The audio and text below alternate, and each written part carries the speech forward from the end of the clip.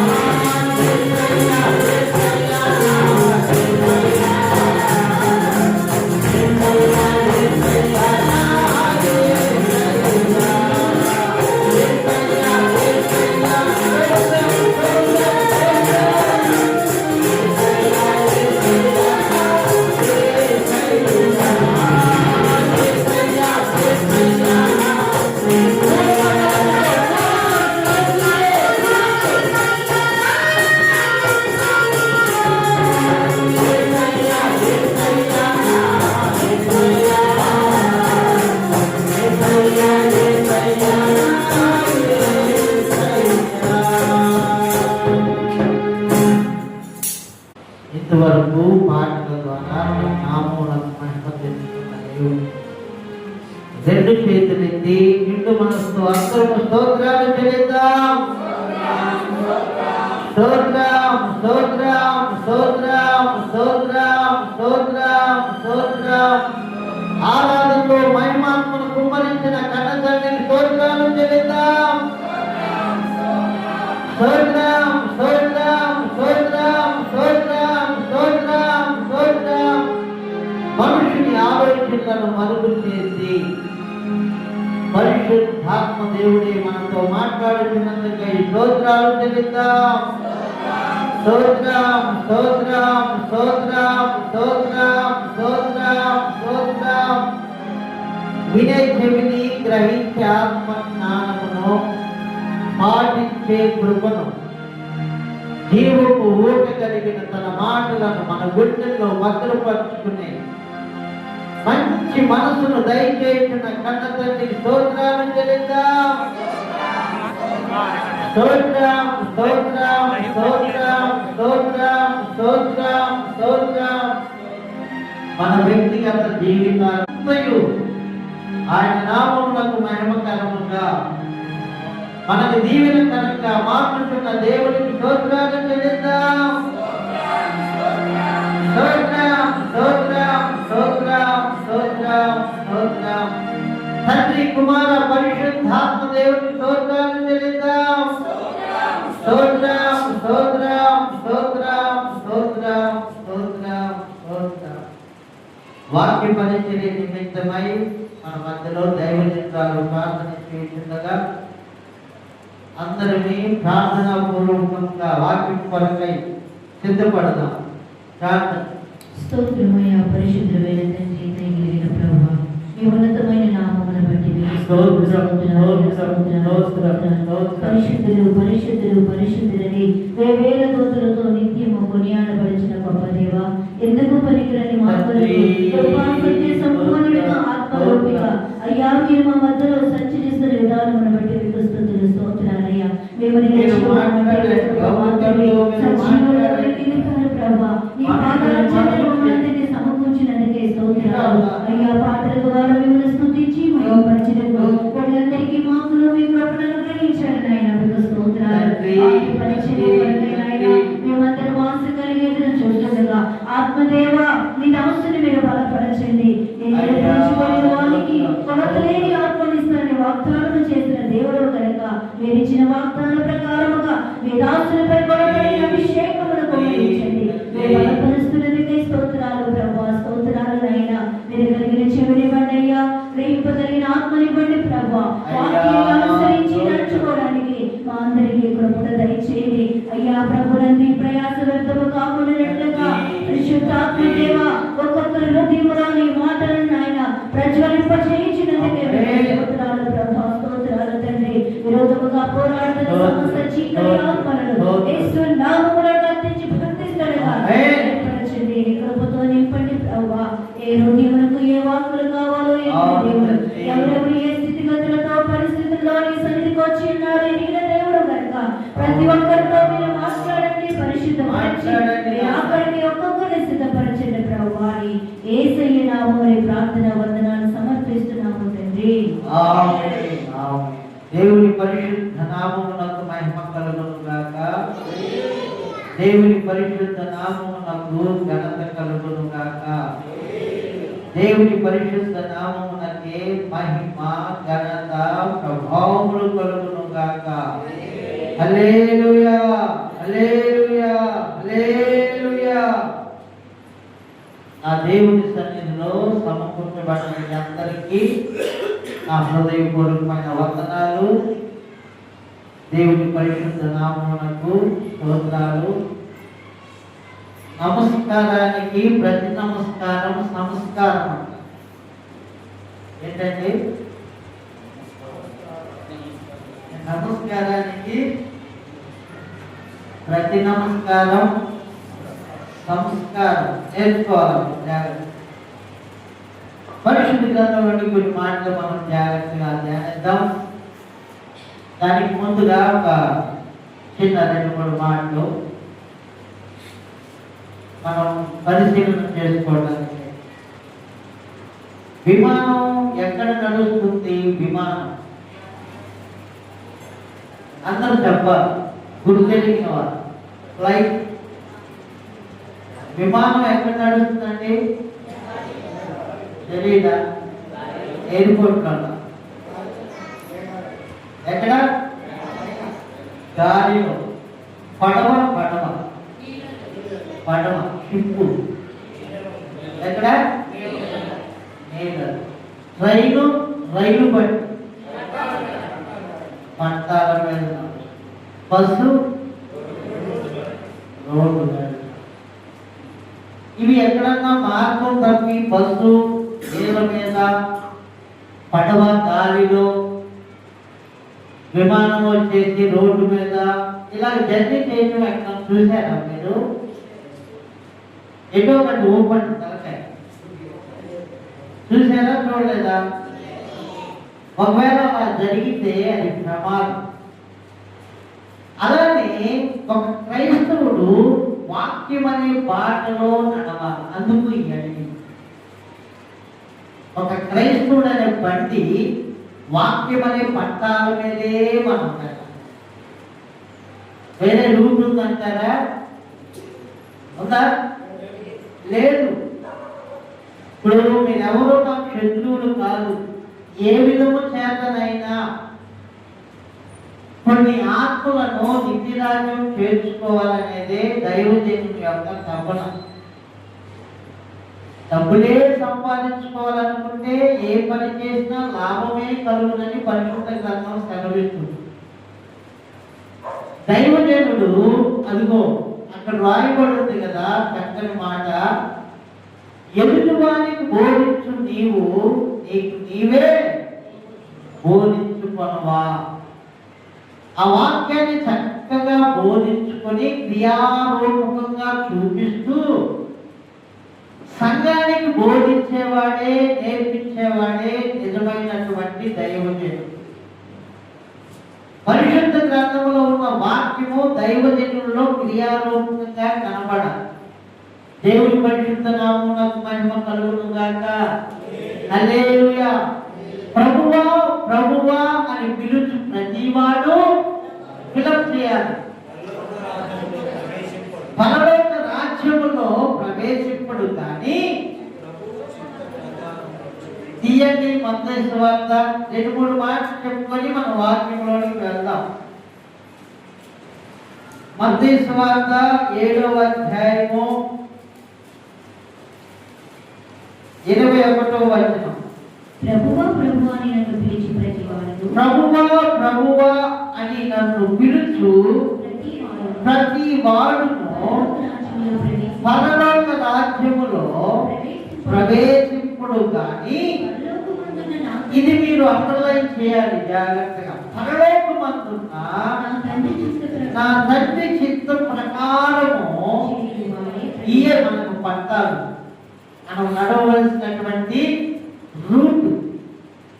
పరలోకమందున్నటువంటి నా తండ్రి చిత్తము ప్రకారము చేయువాడే ఎక్కడ ప్రవేశిస్తాడు? అందరూ చెప్పాలి. పరలోక రాజ్యము. ఆయన చిత్తము అంటే ఆయన ఇష్టము. ఆయన ఇష్టాన్ని మనం నెరవేర్చకుండా ఆయన సిద్ధపరిచినటువంటి పరలోక రాజ్యంలో మనం ప్రవేశించడము కష్టం. అంటే కష్టం అంటే అది కాదన్నమాట. ఆయన చిత్తాన్ని నెరవేర్చడానికి మనకిచ్చినదే ఇదిగో పరిశుద్ధ గ్రంథం. నువ్వు ఈ గ్రంథాన్ని ప్రక్కన పెట్టి నువ్వు ఎన్ని మాటలు చెప్పినా అది వాక్యానికి సంబంధించింది కాదు. నువ్వు పట్టాలు దిగి ప్రక్కకి వెళ్తున్నావు. రైలు బండి అయితే, పడవ అనుకోండి రోడ్డు మీద కొట్టిన, విమానం అనుకోండి కింద పడిపోయిన, బస్సు అనుకోండి నీళ్ళలో పడిపోయిన. ఆయన ఇష్టాన్ని ఎవరైతే నెరవేరుస్తారో వారు మాత్రమే పరలోక రాజ్యంలో ప్రవేశిస్తారు. ఇంకొక మాటలు కూడా నేను మీకు తెలియజేస్తాను. 24వ వచనం చూడండి. అదే అధ్యాయం 24వ వచనం.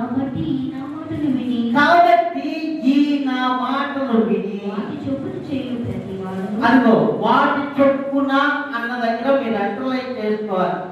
మీ అందరికీ నేను తెలియజేసే చిన్న విన్నపం ఏంటంటే 4 అక్షరాలు తెలిసి రాయగలిగిన వాళ్ళు ఒక పెన్ను ఒక పేపర్ తెచ్చుకోండి. కంగారేమీ లేదు. చక్కగా మీరు నోట్ చేసుకున్నప్పుడు ఏమైనా డౌట్ ఉంటే అడగొచ్చు కూడా. మనం ఇప్పటికే చాలా లేట్ అయిపోయింది మన జీవితం. యేసయ్య అన్నారు 24వ అధ్యాయం మత్తయి సువార్త 27వ చూడండి. అక్కడ కురవలేదే కాబట్టి నా మాటలు విని లేదు. అక్కడ 24-27 మత్తయి సువార్త. బాగా గమనించండి. మెరుపు తూర్పున పుట్టి పడమట వరకి ఎలాగ కనబడుతున్నదో అలాగే మనిషి కుమారుని రాకడ ఉంది. ఇప్పుడు మనిషి కుమారుని రాకడ ఎప్పుడైతే మనకు తెలియదు, కానీ మనం ఇంకా ప్రిపేర్ అవ్వాలి. ఇప్పుడే మన క్లాస్ స్టార్ట్ అవుతుంది అంటే ఎంత త్వరితంగా మనం నేర్చుకోవాలో చూడండి. మీరు అనుకోని గడియలో 44లో చెప్పాడు. అదే అధ్యాయం మత్తయి సువార్త 24:44లో మీరు అనుకోని గడియలో మనిషి కుమారుడు వచ్చును కనుక మీరు కూడా రెడీగా ఉండండి, సిద్ధపడండి. బైబిల్ మొత్తం ఒకసారి చదివిన వాళ్ళు వేయద్దండి. బైబిల్ మొత్తం ఒకసారి. Very good. ఇప్పుడు 10th క్లాస్ మనం పాస్ అవ్వాలంటే 10th క్లాస్ బుక్ చదవాలా వద్దా? ఇన్నాళ్ళ చిట్టీలో నుంచి అందించేదేవుగా ఉన్నాయా? ఇప్పుడు ఈ పరిశుద్ధ గ్రంథాన్ని మనం చదవకుండా ధ్యానించకుండా ఎలా పాస్ అవుతాం? మరి అంతర్శుద్ధిగా ప్రతి వ్యక్తి ఖచ్చితంగా బైబిల్ చదవాలి. ఇదే మన మ్యాప్, రూట్ మ్యాప్. దేవుడు పరిశుద్ధ నామమునకు మహిమ కలుగును గాక. నువ్వు చదివిన చదువులో డిగ్రీ, ఇంటర్మీడియట్ ఏదేదో చదువుకుంటూ వచ్చారు ఇక్కడ దాకా. నర్సరీ పుస్తకాలు చదివి పాస్ అయితేనేనా ఇంకొక క్లాసు ఎదిగేది? పాస్ అవ్వకపోయినా చేస్తారా? మారుస్తారా? నర్సరీ తర్వాత ఏంటి? ఎల్కేజీ పాస్ అయితేనేనా యూకేజీ పాస్ అయితేనేనా ఇంకోటి? ఇలాగ మనం మెట్టుగా ఎదగాలి ఆత్మీయ స్థితిలో. ఈ లోకంలో ఒక ఉద్యోగం కోసమే ఇంత స్ట్రిక్ట్ గా మెయింటైన్ చేస్తే మనం వెళ్ళాల్సింది నిత్య రాజ్యం, నిత్య జీవం. దాన్ని ఎంతో సీరియస్ గా తీసుకోవాలో మీరు ఆలోచించేయండి. అయితే దుఃఖకరమైన విషయం ఏంటంటే సాధారణ మనందరినీ భ్రమలో పెట్టాడు. ఇదంతా మనలో ఏమి చదవకుండా ఎగ్జామ్ హాల్లోకి వెళ్తే ఏం రాస్తాడు? ఏముంది బుర్రలో రాయడానికి? ఉంటుందంటారా? ఈ పరిశుద్ధ గ్రంథంలో ఉన్నటువంటి దేవుని ఇష్టాన్ని మనసును మన గుండెల్లో పెట్టుకుంటే, హృదయలో మదిలో పెట్టుకుంటే, రేపు ఆయన తూర్పు నుండి పడమటికి మెరుపులాగా వస్తున్నప్పుడు మనమందరం మహిమ దేహాన్ని ధరించుకొని వెళ్ళిపోతాం. అలా ఒకవేళ నువ్వు సిద్ధపడి లేకపోతే నీకు ప్రమాదం, చాలా చాలా చాలా చాలా ప్రమాదం. వాక్యమే మనకు ప్రమాణం. మనకు నోరు ఉంది కదా, ఆరోగ్యం ఉంది కదా అని ఏది పడితే అది మాట్లాడితే పట్టించుకోడు. ఒక సమయం వచ్చినప్పుడు ఏమన్నాడు? కాబట్టి ఈయన మాటలు విని వాటి చొప్పున చేయు ప్రతి వాడు. వాక్యం ఉన్నదన్నట్లుగా పాటించగలగాలి మనం. అందుకే మనం లోకం నుండి వేరే క్రీస్తులోకి వచ్చాం. ఆ వ్యక్తులనే క్రైస్తవుడు అంటుంది వాక్యం. దేవుని పరిశుద్ధ నామమునకు మహిమ కలుగును గాక. వాటి చొప్పున చేయు ప్రతి వాడు. ఇదిగో అక్కడ ఉంది కదా ఒక మాట. ఏంటి? యాకోబు రాసినటువంటి పత్రిక 1వ అధ్యాయము చూడండి అది కూడా ఒక చదువుకొని కొంచెం మనం ముందుకు వెళ్దాం. మీరు వినువారు మాత్రమై ఉండి మీరు వినువారు మాత్రమై ఉండి మీరు మోసపుచ్చుకొనకుండా అంటే మీరు క్రియ చేయట్లేదు అని అంటే మిమ్మల్ని మీరు ఏం చేస్తున్నారు? ఎవరిని మోసం చేయట్లేదండి. రక్షణ అనేది సొంత విషయం. నువ్వు కడుపు నిండా తింటే నీకే ఆకలి. నువ్వు తినలేదనుకోండి నీకే ఆకలి అవుతుంది. చదవమ్మా. మీరు వినువారు మాత్రమై ఉండి మిమ్మల్ని మీరు మోసపుచ్చుకొనకుండా వాక్య ప్రకారము ప్రవర్తించువారై ఉండుడి. కింద అన్నాడు 25వ వచనము సెకండ్ లైన్ లో, వాడు విని మరచువాడు కాక క్రియను చేయువాడై ఉండి క్రియలనే ధన్యుడు అవ్వాలి. క్రియలలో ఏం కావాలి? అందరూ చెప్పండి. అంటే వాక్యములో ఉన్నటువంటి ఆ సారాంశం నీ జీవితంలో క్రియారూపకంగా కనబడాలి. దేవుడు పరిశుద్ధ నామమునకు మహిమ కలుగును గాక. ఇప్పుడు మనం వాక్యంలోకి వెళ్తాం. ఇదంతా కూడా ఉపోద్ఘాతం అన్నమాట. పోయిన వారం ఏం చెప్పుకున్నాము? ఏమైనా గుర్తుందా? పోయిన సండే ప్రభు బలను గురించి చెప్పుకున్నాం. ఏం చెప్పుకున్నాం? టెక్నికల్గా రెండు మొక్కలు చెప్పండి. మీరు సీరియల్ చూసినప్పుడు రీకాపరేషన్ చేస్తారుగా. సీరియల్ చూసే వాళ్ళకి తెలుసు. సీరియల్ తెలియదు అనుకుంటే ఎవరికి. మనం వేరే గ్రహంలో ఉన్నట్టున్నాం. నయమే. ఈ పోయిన వారంది ఈ వారం వేస్తాడా? ఇంకా కొంచెం గుర్తుండటానికి వేస్తాడు కదా. మరి వాడికి అలా ఉంటే మనం గుర్తు చేసుకోకపోతే ఎట్లా? వాడటం ఆ లింక్ కాపాడుకోవాలి. మనం జాగ్రత్త గమనించండి.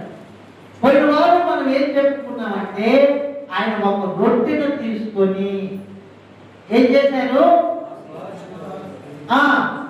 విరిచి తన శిష్యులకు ఇచ్చెను. ఎవరు? ఇక్కడ ప్రాముఖ్యమైన విషయం ఏంటంటే రొట్టె ఎవరు ఇవ్వాలి అనే దాని గురించి ఈరోజు మనం తెలుసుకుంటాం. పొరపాటు చిన్నదే కానీ అది చాలా పెద్ద ప్రమాదమైంది. మన ఫ్యామిలీ కదా, మనం అంతా కుటుంబమేగా. ఎంతమంది అనుకుంటారా? నేను అనుకుంటున్నాను. మీరు కుటుంబంలో లేదా? నా చేతులు లేవట్లేదే ఎవరికి. మన కుటుంబాన్ని మనం క్రమపరుచుకున్నప్పుడు ఎదుటి వారు నిందించడానికి అవకాశం దొరకదు. ఈ రోజున బయట వాళ్ళు క్రైస్తవులను చాలా మాట్లాడుతున్నారు. దానికి కారణం ఏంటంటే మనమే.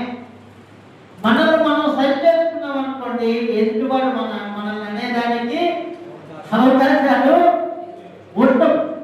ఆయన రొట్టెను తీసుకొని ఏం చేశాడంటే విరిచి ఇచ్చాడు. గుర్తు పెట్టుకో. ఎవరిచ్చాడు? చెప్పాలి. ఎక్కువే చెప్పను. మీకు 1 గంట అయితే నేను క్లోజ్ చేసేస్తాను. విషయం తెలుసుకోవాలి క్షుణ్ణంగా. విమానం ఎక్కడ వెళ్తుంది అనుకున్నాం? గాలిలో వెళ్తుంది అనుకున్నాం. పడవ నీళ్ళలో, రైలు బండి, పట్టాల మీద బస్సు. మనం ఎక్కడా?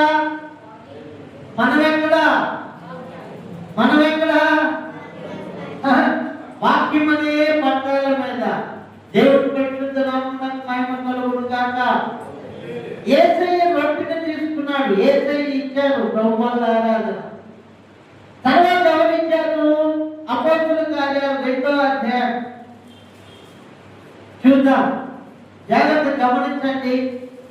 రికార్డ్ అవుతుంది. కంగారు ఏం లేదు. ఏ సందేహం ఉన్నా ఎవరైనా అడగవచ్చు. కూర్చొని చక్కగా మనం మాట్లాడుకోవచ్చు. జీవితాన్ని సరి చేసుకొని మనం ముందుకు వెళ్ళాలి. అపోస్తలుల కార్యములు 2వ అధ్యాయము 41వ వచనం. కాబట్టి అతని వాక్యము అంగీకరించిన వారు బాప్తిస్మము పొందిరి. ఆ దినమందు ఇంచుమించు 3000 మంది చేర్చబడిరి. వీరు అపోస్తలుల బోధయందును సహవాసమందును రొట్టె విరుచుట. ఇక్కడ వచ్చింది. రొట్టె ఏం చేయాలంట? రొట్టె విరవాలి. రొట్టె ఇచ్చింది ఎవరు? ఇక్కడ ఇక్కడ ఎవరు ఇస్తున్నారు? స్పందించాలి మీరు. ఎవరేం మాట్లాడట్లేదే. ఇక్కడ ఎవరు ఇస్తున్నారు రొట్టె?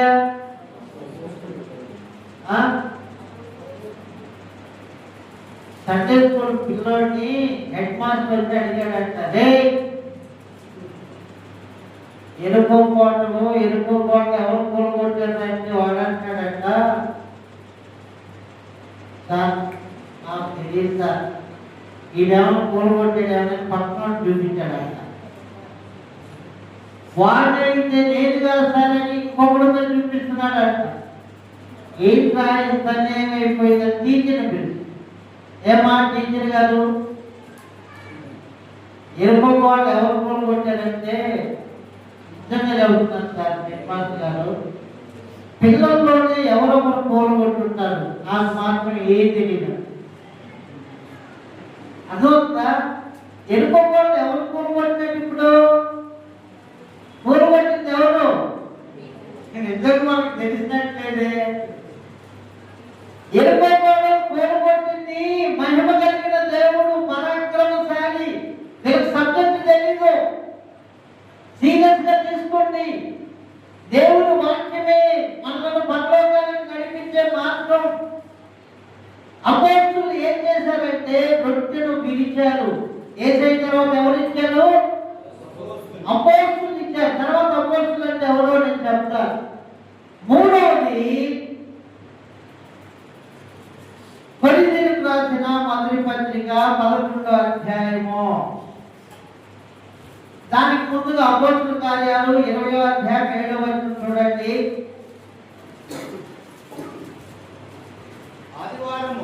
ఆదివారము మేము రొట్టె విరుచుటకు కూడినప్పుడు ఎవరున్నారు ఇక్కడ? పర్సను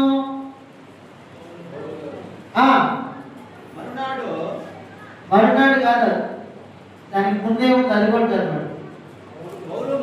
అది పౌలు మరునాడు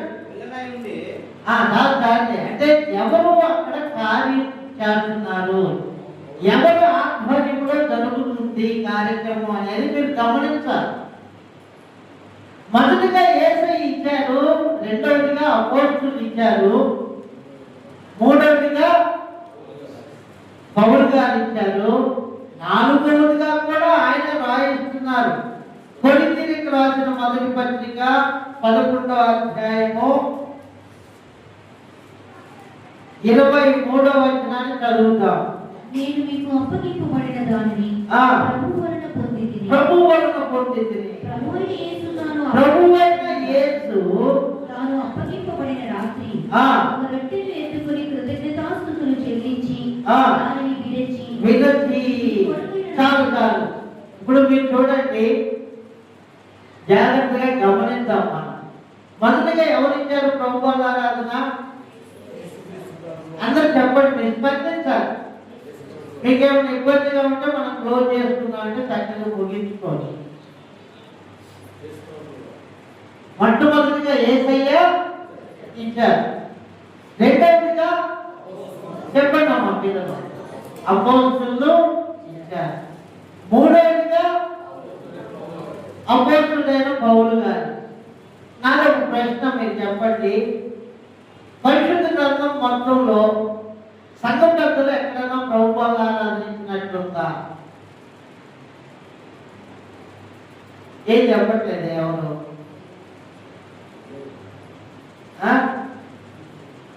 మరి అప్పుడు మీరు ఎలా చేస్తున్నట్లు?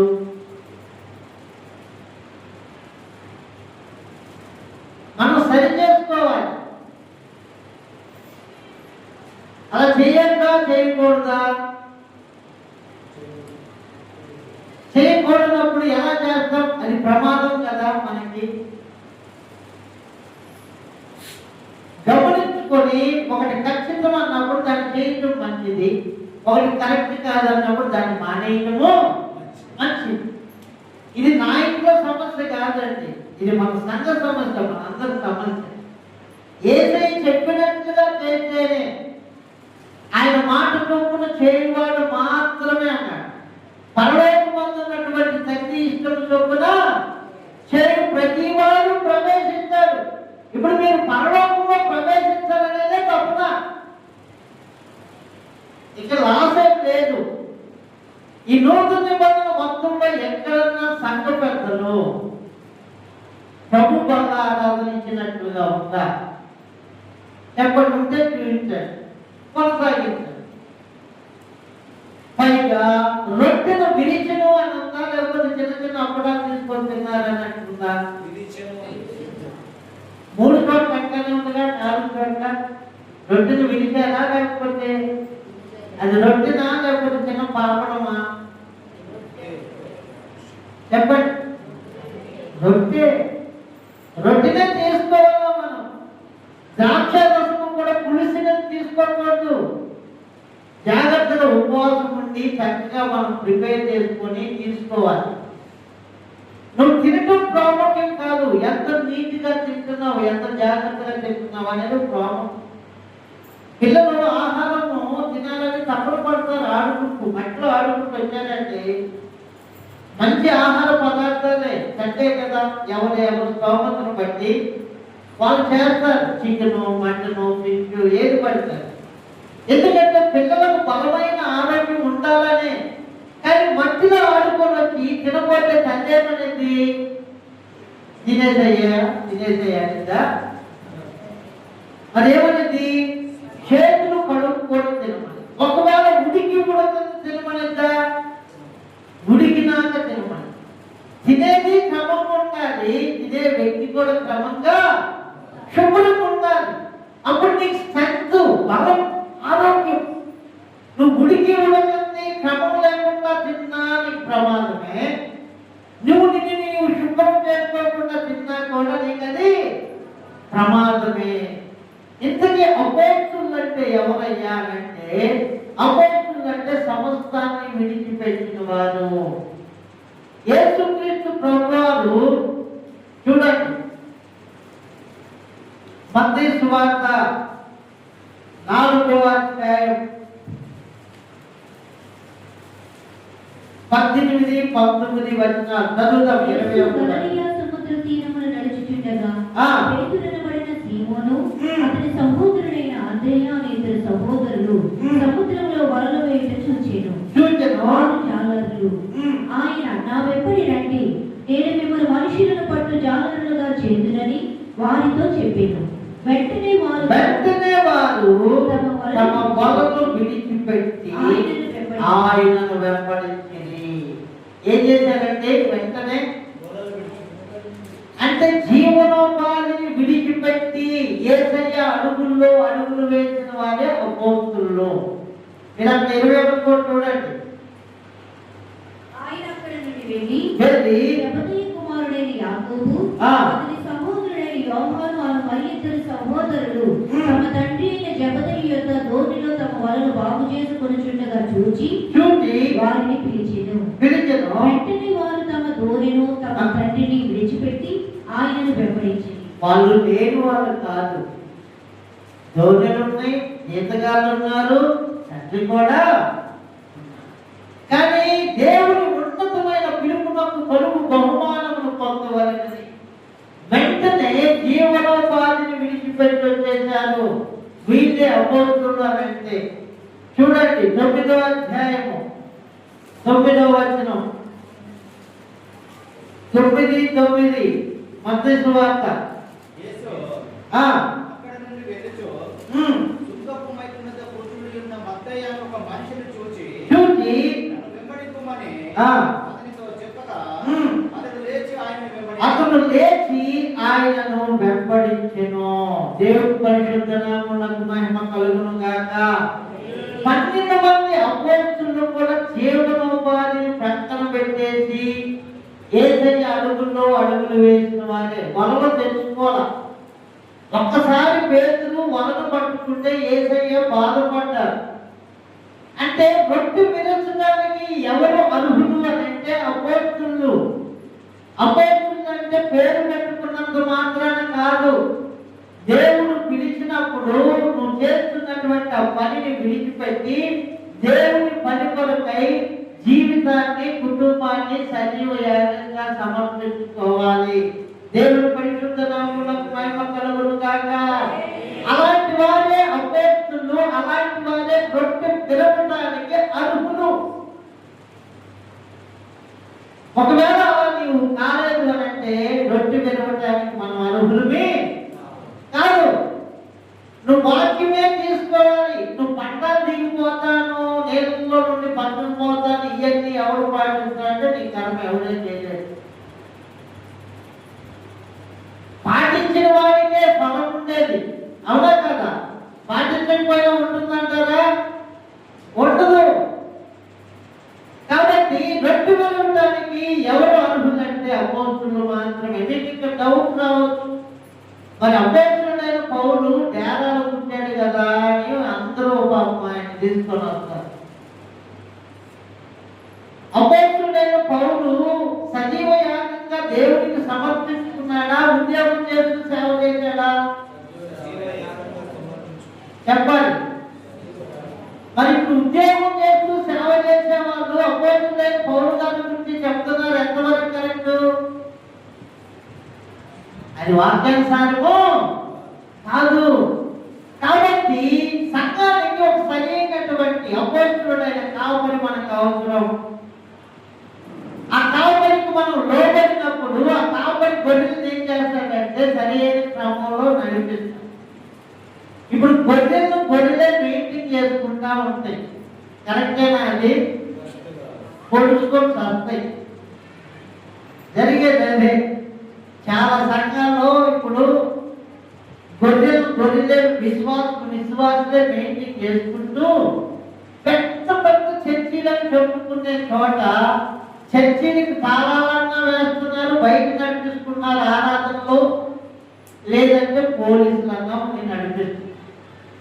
కారణం ఏంటంటే సరైన అపోస్తులైన సేవకులు లేడు, వెళ్ళిపోయారు. స్థాపించిన వాళ్ళు ఏమైపోయారు? వెళ్ళిపోయారు. వాళ్ళు వెళ్ళేటప్పుడు ఎవరికన్నా అభిషేకించి వెళ్తే, మోస వెళ్తే ఎవరికి మనం ఏం చేశాడు? అభిషేకించాడా లేదా? అభిషేకించాడు కాబట్టి మోసే కన్నా అద్భుతాలు చేశాడు. ఇప్పుడు అలాగే ఉందా? మిమ్మల్ని మీరే మెయింటైన్ చేసుకోండి అని అంటే ఒక దాతాను ఎదుగుతాడు, ఒక కోరాహులు ఎదుగుతాడు, ఒక అభిరాములు ఎదుగుతాడు, మోసే మీద తిరుగుబాటు. ఇది ప్రమాదం. ప్రతి బస్ కి డ్రైవర్ సపరేట్ గా ఉంటాడా? డ్రైవింగ్ వచ్చిన ప్రతి వాళ్ళు కూడా కొంచెం దూరం నడిపోతారు. మీ కంపెనీకి అయితే బస్సులు ఉంటాయి కదా, స్కూల్కి కాలేజీకి బస్సులు ఉంటాయా? ఉంటాయి కదా. నాకు కూడా డ్రైవింగ్ వచ్చు, నాకు కూడా వచ్చు డ్రైవింగ్. డ్రైవర్ గారు నువ్వు కొంచెం 5 నిమిషాలు పడుతుంటే నేను ఇప్పుడే గమ్యం చేరుతా, కుదిరితేగా ఏమంటే చేయట్లుగా డ్రైవింగ్ వచ్చిన ప్రతి వారు డ్రైవర్ పక్కన పెట్టేసి నేను నడుపుతా బండి అంటే కుదురుతుందా? చెప్పండి, మీరు ఏదో ఒకటి స్పందించండి. అది ప్రమాదము, అది ప్రమాదము. అది చిన్న వ్యాన్ అయినా పెద్ద బస్సు అయినా ప్రతి బండికి సొంత డ్రైవర్ అనే వ్యక్తి ఉండాలి. ఇది దేవుడు నిర్ణయించిన క్రమం. ఇక్కడ నుండి అక్కడికి వెళ్ళేదానికి అంత సరైన క్రమం అయితే లైసెన్స్ ఉందా లేదా, కళ్ళు బాగా కనబడుతున్నాయా, ఈ ఎన్నేళ్ళు డ్రైవర్ అడిగేది, బాగా డ్రైవింగ్ చేస్తున్నాడా లేదా టెస్ట్ చేయించి అప్పుడు లైసెన్స్ ఇస్తే లైసెన్స్ నుంచి ఉద్యోగం ఇస్తున్నారు. మరి పరలోక రాజ్యానికి చేర్చే వ్యక్తికి ఏమి క్వాలిఫికేషన్స్ లేకపోతే ఎలాగా? దేవుని వాక్యానికి తగినట్లుగా ఉండాలి. మనం దిద్దుకోవాలి. రొట్టెను విరిచింది యేసయ్యా, అపోస్తులు, ఓకేనా? అది విరిచారు కానీ నోట్లో పెట్టుకోలేదు. క్యాథలిక్స్ లాగా క్యాథలిక్స్ వాళ్ళు సత్ప్రసాదం అని వచ్చిన వాళ్ళు వచ్చినట్టు పైన నెత్తి మీద ఒకటి పెట్టి నాలుగు మీద ఒకటి పెడతారు, ఇక్కడ ముంచి పెట్టుకుంటే అంతా ఉంటారు. యేసయ్య అలా ఇవ్వలేదే. ఆయన చేయని రీతిలో మనం చేద్దామనుకోండి, అది ప్రమాదం ప్రమాదం ప్రమాదం. మరి ఏంటి పరిష్కారం అంటే దాన్ని స్టాప్ చేసి ఏదైతే రాంగ్ చేస్తున్నామో దాన్ని మనం ఆపేసి సరైన విధానంలో మనం ముందుకు వెళ్ళాలి. అదే రైట్. ఎవరి దృష్టికి రైట్ అంటే దేవుడి దృష్టికి రైట్.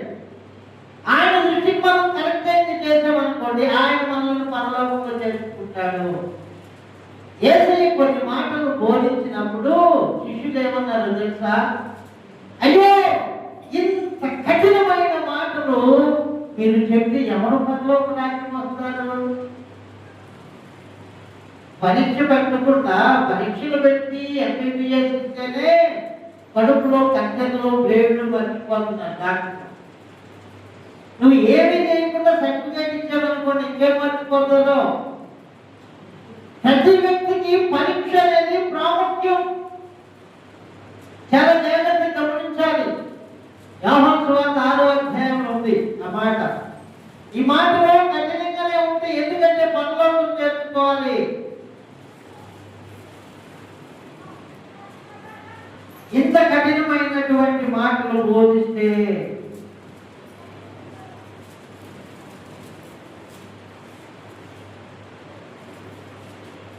ఆరవ అధ్యాయము 60 నుండి చూడండి.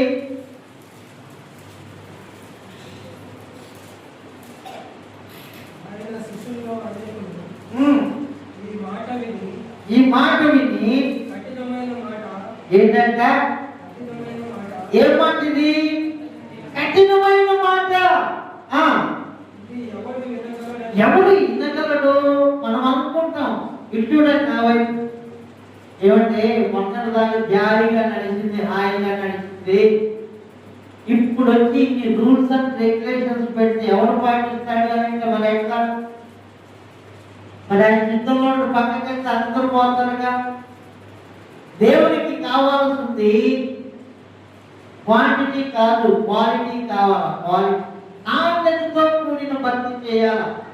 ఆయన ఏమంటారంటే, నేను పరిశుద్ధులను కనుక మీరు కూడా సమస్త ప్రవర్తన అంతటేందు పరిశుద్ధులై ఉండండి. సమస్త ప్రవర్తన. ఇది కఠినమైన మాటే, కానీ యేసయ్య ఏమన్నాడు చూడండి, చదవండి. యేసు తన శిష్యులు దీని గురించి సడుగుచున్నారని తనకు తానే ఎరిగి వారితో ఇట్లనెను, దీని వలన మీరు అభ్యంతరపడుచున్నారా? అలాగైతే మనిషి కుమారుడు మునుపున్న చోట్లకు ఎక్కుట మీరు చూచిన యెడల ఏమందురు? గమనిస్తున్నారా? ఈ కఠినమైనటువంటి మాటను పాటించిన వాడే ఉత్తీర్ణుడు అవుతాడు. నర్సరీకి పెట్టే పరీక్ష వేరు, ఐఏఎస్ ఐపీఎస్ పెట్టే పరీక్ష రెండు ఒకటేనా?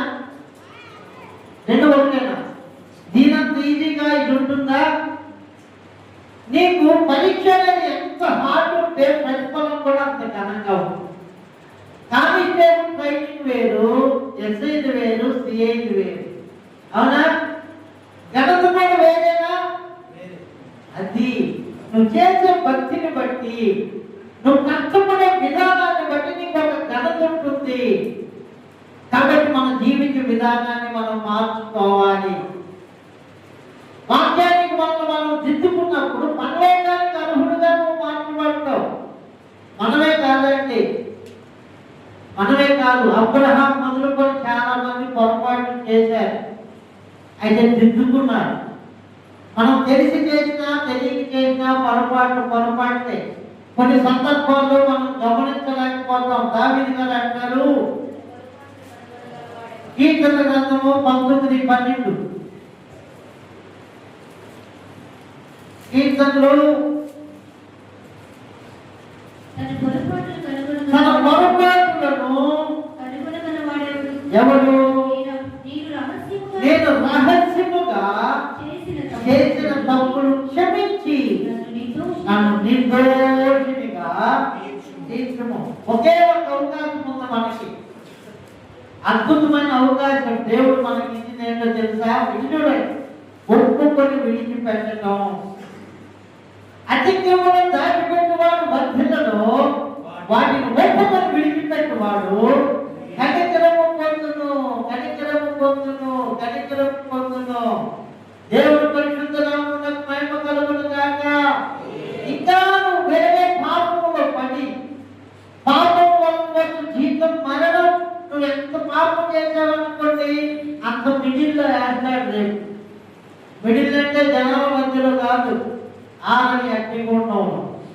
నువ్వు ఒప్పుకొని విడిచిపెట్టావనుకోండి, కనికరాన్ని పొందుతావు. చూడండి, అదే సామెతల గ్రంథము. ఇక్కడికి వద్దాం. 14. అతిక్రమములు దాని చుట్టువాడు వర్ధిల్లడు. Very good. వాటిని ఒప్పుకొని విడిచిపెట్టువాడు కనికరము పొందును. ఏమండి ఆలోచిస్తున్నారా? అతిక్రమము దాచిపెట్టే వర్ధిల్లుతాడా?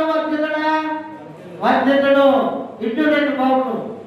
కానీ వాటిని ఒప్పుకొని విడిచిపెట్టేవాడు, సరి చేసుకునేవాడు కనికరము పొందును. 10 చూడండి. 14 అదే కింద. నిత్యము భయము కలిగి ప్రవర్తించు నిత్యము భయము కలిగి ప్రవర్తించువాడు. అయ్యా చూస్తున్నారా? మీరు వాక్యం చూస్తున్నారా? చూడట్లేదా? సామెతల గ్రంథము 28:14 చూడండి అందరూ. నిత్యము భయము కలిగి ప్రవర్తించువాడు. 6 బ్రదర్స్ చదువుతారా? తీయండి అందరూ తీయండి. ఇప్పుడు నేను ఇంత ముందు కూడా చెప్పాను, స్కూల్లో 1 2 3 ఆకాయికీలు ABCDలు ఈ నేర్చుకునే వాళ్ళే ప్రతి పిల్లోడిని లేపి చెప్పిస్తారు. అవునా కదా? ఎందుకు? వాళ్ళకు కూడా రావాలని. ఇప్పుడు ఇక్కడ రెఫరెన్స్ చెప్పినప్పుడు మీరు తీయకుండా చూడకుండా ఉన్నారనుకోండి, రేపు ఈ ఫ్యాన్లు రేకులు లైట్లు అవన్నీ అక్కడ సాక్షి చెప్తే అంటాం. మరి కాబట్టి గొర్రెల్ని గమనించుకోవాలిగా. గమనించుకోకపోతే కష్టం కదా. చదవండి. అతిక్రమం దాచిపెట్టువాడు వర్ధిల్లడు. వాటిని ఒప్పుకొని విడిచిపెట్టువాడు కనికరం పొందును.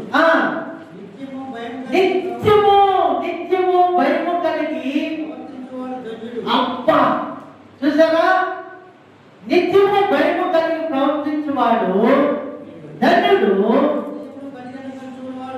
హృదయమును కఠినపరుచుకున్నవాడు అద్దులో.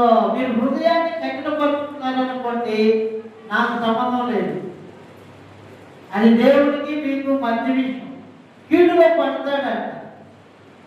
కానీ నిత్యము భయము కలిగి దేవునికి మనం రెస్పెక్ట్ ఇచ్చేసి ఆయన అడుగుల్లో మనం అడుగులు వేసుకుంటూ ఉంటే ధన్యులు అవుతాం. ధన్యుడు అంటే బ్లెస్డ్ పీపుల్ అన్నాడు. ఆశీర్వదింపబడిన వ్యక్తులు. దేవుడు పరిశుద్ధులకు నాకు మహిమ కలుగును గాక. ఇక్కడ తన పొరపాట్లను మళ్ళీ ఇక్కడికి వద్దాం. తన పొరపాట్లను కనుగొనగలవాడు ఎవడు? నేను రహస్యంగా చేసిన తప్పులను క్షమించి నన్ను నిర్దోషిగా చేస్తూ దురభిమాన పాపములో పడకుండా నీ సేవకుని ఆపము, వాటిని నన్ను ఏడనీయకము. అప్పుడు నేను యథార్థవంతుడునై అధిక ద్రోహము చేయకుండా నిందారహితుడనగుదును. దేవుని పరిశుద్ధ నామమునకు మహిమ కలుగును గాక. అందుకే ప్రకటన గ్రంథంలో రాయించాడు, చదవనక్కర్లేదు. పాపం చేసేవాడు లెక్క లేకుండా హృదయాన్ని కఠినపరుచుకొని పాపం చేస్తుంటే చేయి నేను చూసుకుంటా. ఎండింగ్ లో పరిశుద్ధుడును ఇంకనూ పరిశుద్ధుడు కానీ నేను ఇస్తా ఫలం. నీ జీవిత విధానం ఏంటి? పొరపాటును వెతుకొని విడిచిపెట్టేసి కనికరం పొందుతున్నావా? హృదయాన్ని కఠినపరుచుకొని అలాగే వెళ్తే ప్రమాదం. గట్టిగా జలుబు చేస్తే 4 రోజులు మంచం మీద నుండి పైకి లేవాలి. మన పరిస్థితి అది. 4 రోజులు గట్టిగా జలుబు చేసింది అనుకోండి, జలుబు తీసుకోవడానికి కూడా చెయ్యి లేవదు. మైక్ టైసన్ తెలుసా మీకు? మైక్ టైసన్ బాక్సింగ్ లో సింహ బలుడు. అతని దగ్గరికి వెళ్ళి ఒక పాస్టర్ గారు వాక్యం చెబుతుంటే, అయ్యా మారు రోజు పొందు, భారతదేశం తీసుకో, దేవుడు కాకి సిద్ధపడంటే, ఏంటి నేనేంటి, నా పర్సనాలిటీ ఏంటి, నా పరిస్థితి ఏంటి, నాకైనా నువ్వు చెప్పేది క్రూరుడు అనమాట. దేవుడు చెప్తున్నాడు, చెప్తున్నా, మీ ఇష్టం. తర్వాత వారం 10 రోజుల తర్వాత జ్వరం వచ్చింది.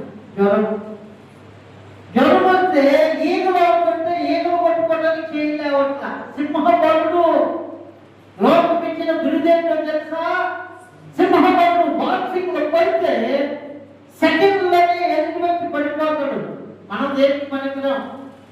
అలాంటి మనిషి నువ్వు బ్రతకాలన్నా, చావాలన్నా, ఆరోగ్యంగా ఉండాలన్నా, అనారోగ్యంగా ఉండాలన్నా స్విచ్ ఎక్కడ ఉంది? స్విచ్ బటన్ ఎక్కడ ఉంది? జీవము మరణము ప్రభువుకు యెహోవా వశము. సర్వం దేవాలయానికి సరెండర్ అయిపోవాలి. అయితే మనం తెలిసి చేసిన తెలియక చేసిన పొరపాటే. అబ్రహామును గుర్తు చేశాను కదా, ఆదికాండం 12వ అధ్యాయం 10వ వచనం. అంటే నేనేమంటానంటే మన పితరులే మార్పులు తప్పి సరి చేసుకున్నారు, మనం ఎంతటి వారు కానీ ఇప్పుడు గుర్తు చేసే మాటలు. అప్పుడు ఆ దేశంలో కరువు వచ్చెను. ఆ దేశంలో కరువు భారముగా ఉన్నందున ఆ అబ్రహాము ఐగుప్తు దేశంలో నివసించుటకు అక్కడికి వెళ్ళెను. వెళ్ళొచ్చా వెళ్ళకూడదా? ఏదో ఒకటి చెప్పండి, గట్టి చెప్పండి. వెళ్ళొచ్చా? ఎవరు వెళ్ళొచ్చని వాళ్ళు చేతి లేపండి పైకి. అయ్యా మీరు పెద్దోళ్ళు అయినందుకు నేను దిగుపడుతుంది. ఎందుకంటే ముందుకెళ్ళాక ఏం జరిగిందో చూడండి, మీరే చదవండి. కంటిన్యూ చేయండి. అతడు ఐగుప్తులో ప్రవేశించుటకు ఆ సమీపించినప్పుడు ఆ అతడు తన భార్య అయిన సారాయితో, ఇదిగో నేను చక్కని దానివని ఎరుగుతున్నాను. ఐగుప్తీయులు నిన్ను చూసి ఈమె అతని భార్య అని చెప్పి నన్ను చంపి నిన్ను బ్రతకనిచ్చేది. నీ వలన నాకు మేలు కలుగునట్టును నిన్ను బట్టి నేను బ్రతుకున్నట్టును నీవు నా సహోదరు అని దయచేసి చెప్పమని. నిజమేనండి ఈ మాట. సహోదరే భార్య, మరి భార్యని చెల్లిదని చెప్పడం ఏమంటారు? అబద్ధములకు జనకుడు ఎవరు? లింక్ ఎట్లా ఉందో చూడండి. పిలిచింది ఎవరు? అబ్రహామును పిలిచింది ఎవరు? మరి కరువు వచ్చినప్పుడు ఎవరి మీద ఆనుకోవాలి? మరి ఐగుప్తికి వెళ్ళడం రాగాలైందా?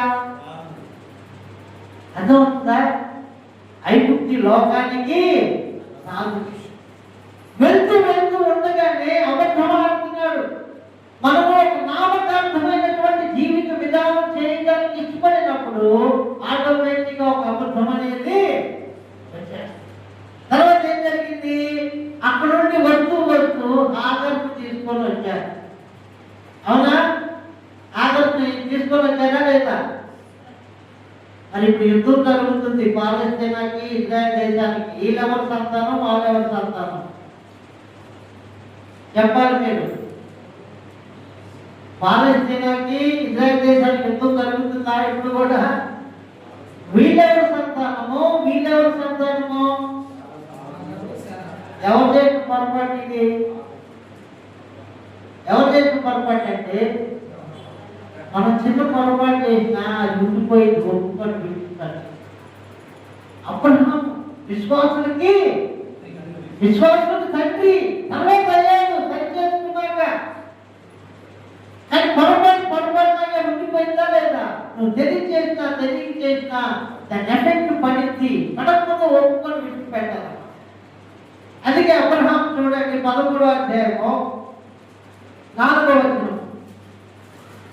తాను మొదట బలిపీఠము బలిపీఠము కట్టిన చోట ఆ, ఆ, అక్కడ అబ్రాహాము యెహోవా నామమున ప్రార్థన అదిగో ఇప్పుడు దేవుడి దగ్గరికి వచ్చాడు, సరి చేసుకున్నాడు. మొదట బలిపీఠం కట్టాడు. ఇక్కడే ఎక్కడ కట్టాడు? 12:7లో కట్టాడు. బలిపీఠము భక్తునికి భగవంతునికి అనుసంధానమైందే బలిపీఠం. అంబికా దర్బారు వచ్చి కాదు. ఏమంటే భగవంతునికి భక్తునికి అనుసంధానమైంది ఏంటి? బలిపీఠం. మరి బలిపీఠాన్ని వదిలిపెట్టేసి నా ఈ చిన్న సేవలో మాకు ఏది అవసరమా? మేము పొందుకునే ఒక స్థలం ఉంది, మోకాళ్ళ ప్రార్థన. దేవుని పరిశుద్ధ నామమునకు మహిమ కలుగును గాక. మరి దాన్ని విడిచిపెట్టి లోకమనే ఐగుప్తికి మనం వెళ్తున్నాం అనుకోండి, అది ప్రమాదం. కానీ సరి చేసుకున్నాం. సరే, మోషే జీవితాన్ని కూడా చూద్దాం. మోషే జీవితం నిర్గమకాండం మొత్తం చూపిస్తానండి. నిర్గమకాండం 2వ అధ్యాయం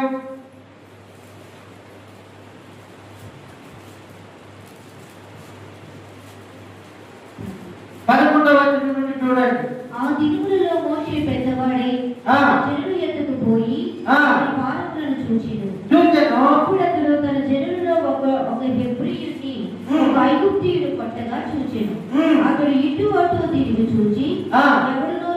ఎవరునూ లేకపోయినందున ఆ ఐగుప్తుని చంపి ఆ. అందులో వాడిని కప్పిపెట్టి అందులో రాగారు అయితే చెప్పండి, చెప్పాలా? రాగారు అయితే ఇది ఏం చెప్పట్లేదు. ఏం చెప్తే ఏమైతే మనమే కావాలి ఇంట్లో వాళ్ళని చెప్తున్నాం. ఏదైతే అయితే పై చేసేస్తుందా ఏముంది?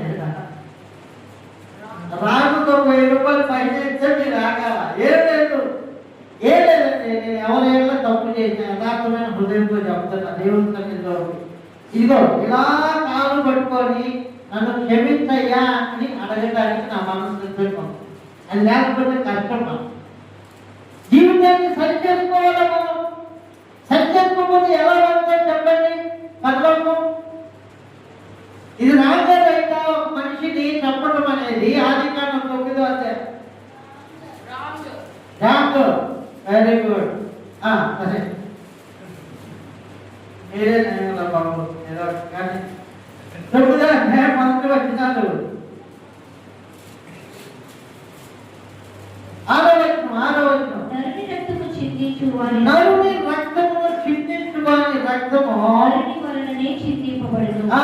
ఏలయనగా ఏలయనగా దేవుడు తన స్వరూపమందు దేవుడు తన స్వరూపమందు నరుని చేసి అద్దులో మనమందరం దేవుని పోలిక కాబట్టి ఒక మనిషిని చంపే అధికారం ఒక మనిషికి లేదు. ఎప్పుడైతే మోసే అటు ఇటు చూశాడో ఎవరు కనపడ్డా అదే బయట చూస్తే దేవుడు కనపడ్డా. యేసయ్యలో ఉన్నటువంటి ఒక గుర్తు ఏంటంటే ప్రతి చిన్నదానికి పెద్దదానికి ఆకాశపు వైపు కన్నులెత్తి దేవుని పరిశుద్ధ నామమునకు మహిమ కలుగును గాక. మోసే అటు ఇటు చూసి వ్యక్తిని చంపడం వలన 40 years 40 సంవత్సరాలు మోసేను పట్టించుకోవాలి దేవుడు. గొర్రెలు మేపుతూ 40 సంవత్సరాలు తర్వాత ప్రభువాను హోరేబు పర్వతం దగ్గర 3వ అధ్యాయంలో దర్శించినాక జీవితాన్ని కట్టుకొని అప్పుడు మరలా వెళ్ళాడు. అబ్రహాం సరి చేసుకున్నాడా జీవితాన్ని? మోసే సరి చేసుకున్నాడా జీవితాన్ని? సరి చేసుకున్నాడు. గిద్యోను చూద్దాం. న్యాయాధిపతుల గ్రంథము 8:26. ఇవన్నీ ఎందుకంటే మనం జీవితాన్ని సరి చేసుకొని ముందుకు వెళ్ళాలి. ఏదో మనం చేస్తున్నాం దాన్నే చేసుకుంటూ వెళ్ళిపోతే ప్రమాదం. హృదయాన్ని కఠినపరుచుకున్నట్లు. విద్యానురాజులు ఒంటి మీదనున్న చంద్రహారములు పూషములు ధూమ్రవర్ణము బట్టలు గాకును మెడలున్న గొలుసులను గాకు. పేజీ నెంబర్ 206 చూసుకోండి. పేజీ నెంబర్ కూడా చదువుతున్నా. అట్టుపట్టు ఇల్లు కాదు కానీ అట్టుపట్టు వలసి తినిపించడం కూడా కాదు కానీ జ్యూస్ చేసి ఇస్తున్నాం. వేసుకొని తాగుతున్నాం. స్ట్రా కూడా వేసుకొని తాగి మిగిలిపోతే ఎట్లాగా? అప్పుడు అవి పట్టు తీసేసి ఏదో ట్యూబ్ ఎక్కించేసి దాంట్లో పడుతున్నారు. అంటే భయంకరమైన పేషెంట్ అంటారు. చూడండి. ఒంటి మెడలున్న గొలుసులు గాకును అడిగిన బంగారు పోగులు ఎత్తు 700 తులముల బంగారము విద్యుత్ దానితో ఒక ఎబోదును చేయించి తన పట్టణమైన గోపురాలు దాన్ని ఉంచెను. కావున ఇశ్రాయేలీయులందరూ అక్కడికి వెళ్ళి పోయి దానిని అనుసరించి వ్యభిచారులైరి. అది గిద్యోనుకును అతని ఇంటి వారికి ఉరిగా ఉండెను. ఏమంటారు? ఇప్పుడు ఏమోదని ఒకటి చేయమన్నాడు దేవుడు. ఏమోదు దేంతో చేయాలంటే బంగారము నీల ధూమ్ర రక్త వర్ణములతో గల పేడిన సంగనాలతో చేయాలి. కొంచెం ఆలోచించండి. గిద్యోను ఏం చేశాడు తెలుసా? మొత్తం బంగారంతోనే చేయించాడు. అది తీసుకొని తన పట్టణమైన గొప్పరాలు పెడితే అది టూరిజం ప్లేస్ అయిపోయింది. ఇశ్రాయేలీయులందరూ అక్కడికి వెళ్ళి ఏమైపోయారు? ఏం చెప్పట్లేదే. ఇశ్రాయేలీయులందరూ ఉన్నదే చదవండి. నేనేం సొంత మాట ఏం చెప్పట్లేదే. వ్యభిచారులైంది చదువు. అది అసలు గిద్యోను జీవిత విధానం ఏంటో తెలుసా? ఇక్కడ 7వ అధ్యాయంలో మీరు 20వ వచనం చూస్తే నా వైపు గమనించండి. గిద్యోను విజయము యెహోవా విజయం అని ఉంది అక్కడ. యెహోవా ఖడ్గము, యెహోవా ఖడ్గము, గిద్యోను ఖడ్గము. మరి ఇదేంటి ఇక్కడ? ఎందుకు ఇలా జరిగిందంటే ఇటువైపు చూడండి. గిద్యోను చేసిన పొరపాటును దిద్దుకున్నాడు కనుకనే హెబ్రీ పత్రికలో కనబడతాడు మనకి, విశ్వాస వీరుల పట్టికలో. ఈ పాఠాలన్నీ ఎందుకంటే మనం చేసేది సరైనది కాదు అన్నప్పుడు మనం సరి చేసుకోవాలి. దేవుడు పరిశుద్ధ నామమునకు మహిమ కలుగును గాక. కొత్త నిబంధనలో కూడా దావీదైతే భయంకరమైన పాపం చేశాడు. ఉరియాని చంపేపించాడు, తన భార్యని చిన్న భార్యగా చేసుకున్నాడు. మరి పశ్చాత్తాపడి ప్రార్థన చేశాడుగా, చేశాడా లేదా? 51 మొత్తం పశ్చాత్తాప ప్రార్థనే. అయినప్పటికీ ఇతరులో ఉన్నటువంటి వ్యభిచారపు ఆత్మ, నరహత్య చేసే ఆత్మ తమ కుటుంబం పైన క్రియ చేసింది. పెద్ద కుమారుడు సొంత చెల్లెలనే పాడు చేశాడు. వ్యభిచారపు ఆత్మ. అబ్షాలోము అమ్నోనును చంపేశాడు నరికి, నరహత్య చేసే ఆత్మ. అయితే పశ్చాత్తాపం ఎవరు? దావీదు. దేవుని హృదయానుసారుడు పొరపాటు చేసినా దేవుడు ఊరుకోలేదండి మనమంతా. అందుకని సరి చేసుకోవాలి మన జీవితాన్ని. దేవుడు పరిశుద్ధ నామమునకు మహిమ కలుగును గాక. హల్లెలూయా. పేదల దగ్గరికి వస్తే రాత్రి కూడా చెప్పాను మీకు. పేదలు మీకు అందరికి తెలుసుగా ఊరకు ప్రేమగా చెప్తా. యేసయ్య చెయ్యి పట్టుకొని ప్రభువా ఇది నీకు దూరం పగును కాక అన్నాడా లేదా? పేదరు అన్నాడా? నెక్స్ట్ ఏమన్నాడు? ఆయన వైపు చూస్తూ గాలి వైపు చూసి మునిగిపోసాగాడా? నెక్స్ట్ ఏం చేశాడు? ప్రధాన యాజకుని యొక్క చెవి కాదయ్యా, మధ్యలో అయితే మిస్ అయ్యి చెవి మీద పడింది. నరహత్య చేయకపోయాడు. ఇంకోటి ఏంటి? యేసయ్య ఎవరో నాకు తెలియదని అబద్ధవాడిని శపించుకుంటున్నాడు. నాకు గమనించండి. తీరా చివరిలో ఏం చేశాడు? వలబట్టుకొని అన్నాడు. ఏ వలైతే విడిచిపెట్టాడో అదే వలను మళ్ళీ నాగటి మీద చేయలేసి వెలుగు తిరుగువాడు బాగుందా? కాదు. అయితే పశ్చాత్తాపడ్డాడు, సంతాపడి ఏడ్చాడు. అప్పుడు మనలో అపోస్తుల్లో చేర్చబడ్డాడు. దేవుడు పెట్టారా? మనం గమనించవలసిన విషయం ఏంటంటే తెలుసో తెలియకో ఇప్పటి వరకు ఏదో ఒక క్రమం మన ఇష్టమైనట్టుగా వెళ్ళిపోయాం. అది పరిశుద్ధ గ్రంథానికి సంబంధించింది కాదు. మనకు తెలిసినప్పుడు దిద్దుకోవాలి, జీవితాన్ని దిద్దుకొని సవ్యంగా వెళ్ళాలి. లేదు హృదయాన్ని కఠినపరుచుకుంటే కీడులో పడతారు. వాక్యం నా సొంత మాటలు కాదు. ఇలా అయితే ఎవరు వస్తారు, ఎవరు వింటారని యేసయ్య చెప్పిన మాటల గురించే శిష్యులు అన్నారు. అందరూ వస్తారని యేసయ్య కూడా చెప్పలా. అందరూ అంగీకరిస్తారని యేసయ్య కూడా అనలేదు. ఇక్కడ కూడా అందరూ అంగీకరిస్తారని యేసయ్య చెప్పట్లేదు. నేను ప్రార్థన చేసుకొని వచ్చా. కొందరు వస్తారు, ఆ కొందరు కోసమే ఆయన తప్పని పడుతుంది. ఇది ఇరుకు మార్గం కాబట్టి ఇరుకు మార్గంలో రావడానికి కొద్ది మంది ఇష్టపడతారు. లూకాసు సువార్త 13:23 చూడండి. ఒకడు ప్రభువా రక్షణ పొందువారు కొద్దిమందేనా యేసు క్రీస్తు ప్రభువారు భూమిని ఆకాశమును కలుగు చేసిన సర్వలోక సృష్టికర్తని వాక్యాన్ని బోధిస్తుంటే ఒక వ్యక్తికి డౌట్ వచ్చింది. రక్షణ పొందేవారు కొద్దిమందేనా? ఇంపాక్ట్ వస్తే ఎంతమంది వస్తారంటే ఇంపాక్ట్ వాళ్ళ ఆడియో రిలీజ్ ఫంక్షన్కి ఎంతమంది వస్తారు? కొద్దిమంది ఎక్కువ మంది? ఎక్కువ మంది వస్తారు. కానీ యేసయ్య బోధిస్తుంటే అతనికి డౌట్ వచ్చింది. అయ్యా ఇంత కఠినంగా చెప్తున్నారు మీరు, రక్షణ పొందేవారు ఎంతమంది? కొద్దిమందేనా? ఆయనకు నాణ్యత కావాలా? నాణ్యత వలన క్వాలిటీ కాపాడితే క్వాంటిటీ అదే వస్తుంది. దానికి అదే దేవుని పరిశుద్ధ నామమునకు మహిమ కలుగును గాక. హల్లెలూయా. చదువు. ఆయన వారిని చూచి ఇరుకు ద్వారమున ప్రవేశింప పోరాడుడి. ప్రవేశింప పోరాటం ఉంది.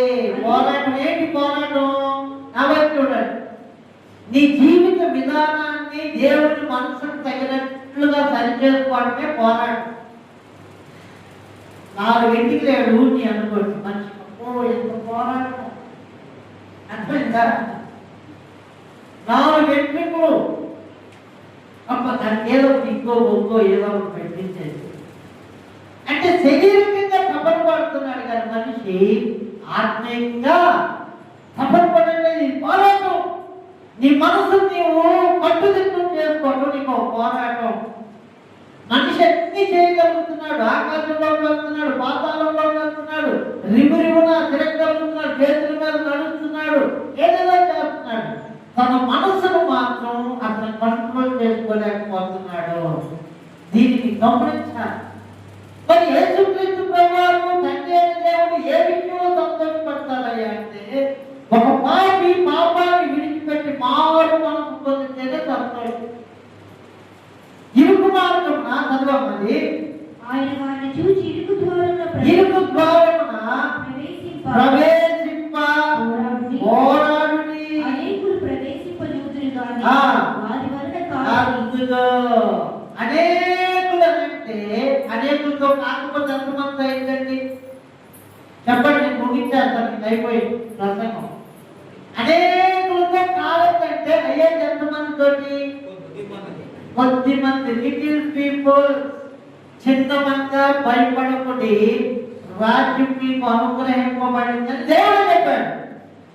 పెద్ద మంద అంటే పెద్ద మంది ఉంది, 100 మంది ఉంది. పెద్ద మంది అంటే పెద్ద 100 మంది ఉంది అన్న.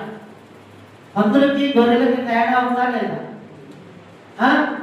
చిన్న మంద భయపడకుడి అన్నాడు. చిన్న మంద గొర్రెలు అంటే దైవ స్వభావం కలిగిన వారు.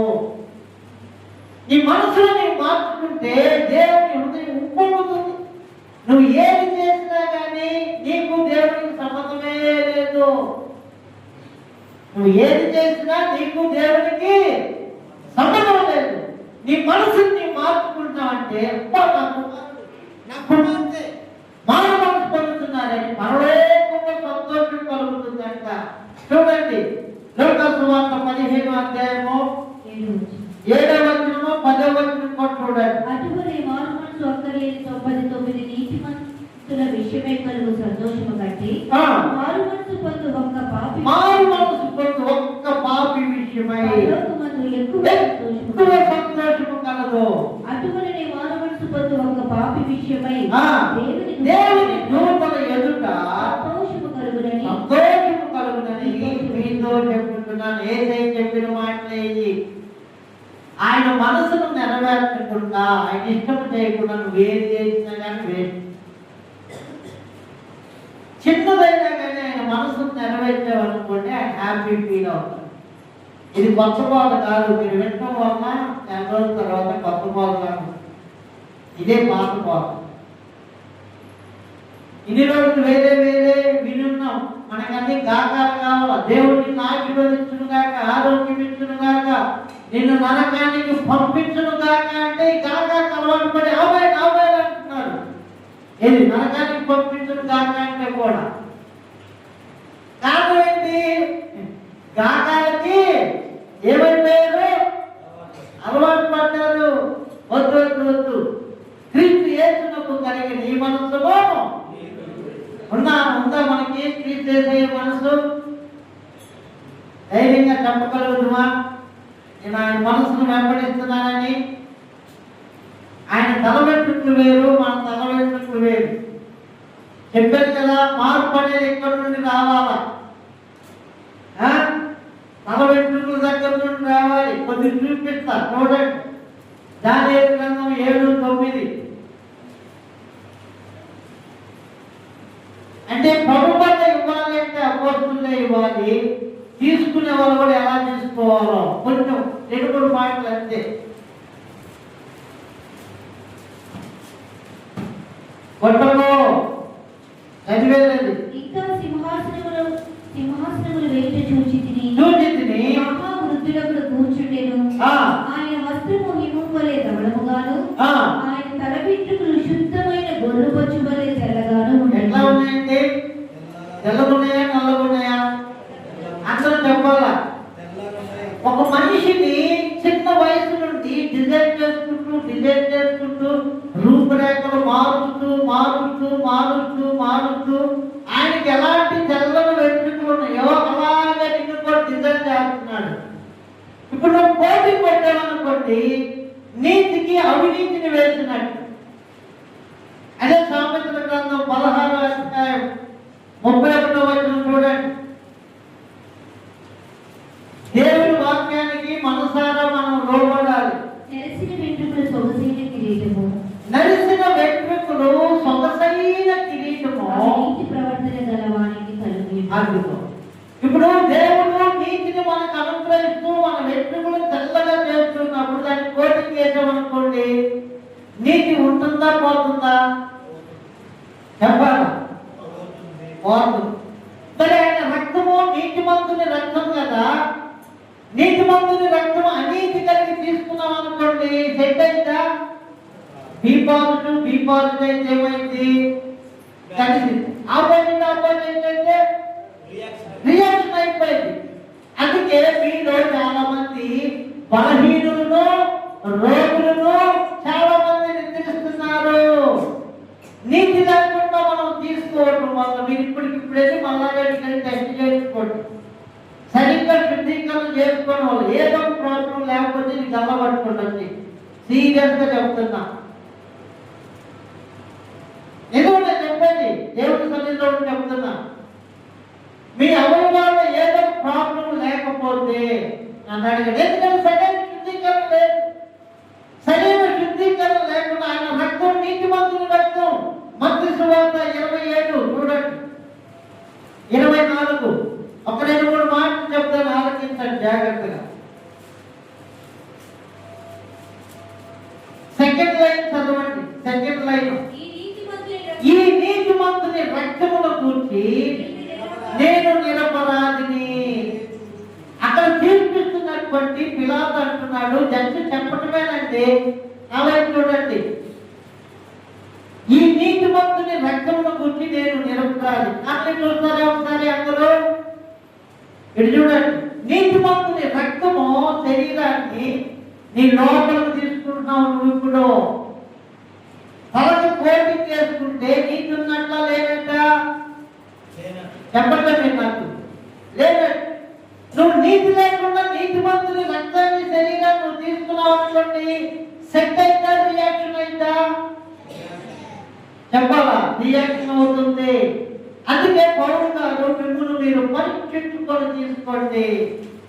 ఇక్కడ నుండి మన దేవుడు తల వెంట్రుకల దగ్గర నుండి అరికాల వరకు మనిషి క్రైస్తవుడు ఎలా ఉండాలో రాయించాడు. దేవుడి పరిశుద్ధ నామమునకు మహిమ కలుగును గాక. హల్లెలూయా. ఈ నీతిమంతుని రక్తమును గురించి నేను అందుకే ఏమన్నాడు? కొరింథీయులకు రాసిన మొదటి పత్రిక 11వ అధ్యాయం 29 చూడండి.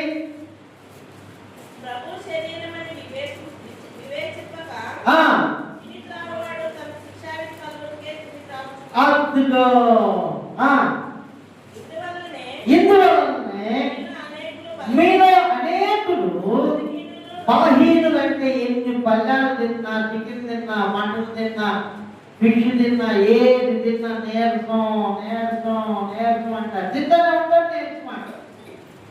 ఎందుకంటే వడ్డీ పట్టలేదు.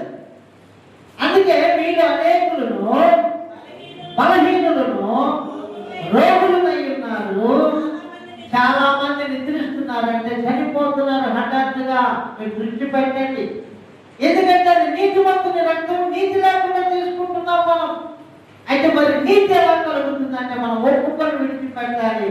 ఇప్పటి వరకు నాయన తెలుసో తెలియకో చేశాము, దైవమును క్షమించండి అని పాపము ఒప్పుకోలు చేసి మనం తీసుకుంటే నీతిమంతుని రక్తము నీతిమంతుని హృదయంలోకి వస్తుంది కనుక అది బలం. నీతిమంతుని రక్తము అనీతిమంతుల్లోకి వస్తే అది ప్రమాదం. అందుకే యోహాను తన పత్రికలో రాశాడు, మొదటి పత్రిక 1వ అధ్యాయము 9-7 వచనాలు చూడండి.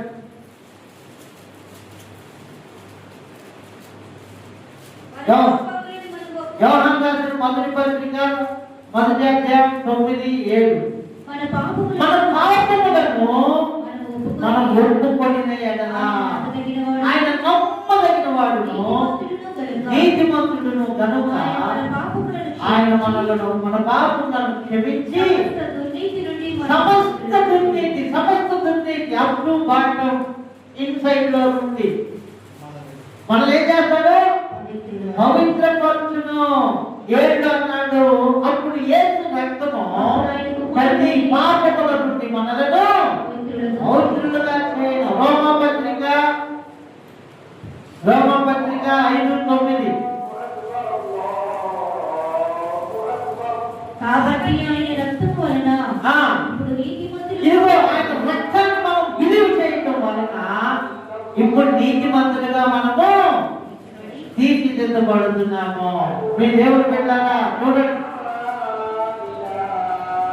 నెలిసిన వెంట్రుకలు సొగసైన కిరీటము, నీతి ప్రవర్తన కలవాడు వాటిని కలిగి ఉంటాడు. తండ్రి అయిన దేవునికి చల్లని వెంట్రుకలే ఉన్నాయి. అర్థమవుతుందా? 20వ అధ్యాయం సామెతల గ్రంథం 29 చూడండి. 2-3 మాటలు చూపించి నేను ముగించేస్తాను. ఈ సబ్జెక్ట్ కంప్లీట్ అయిపోయింది.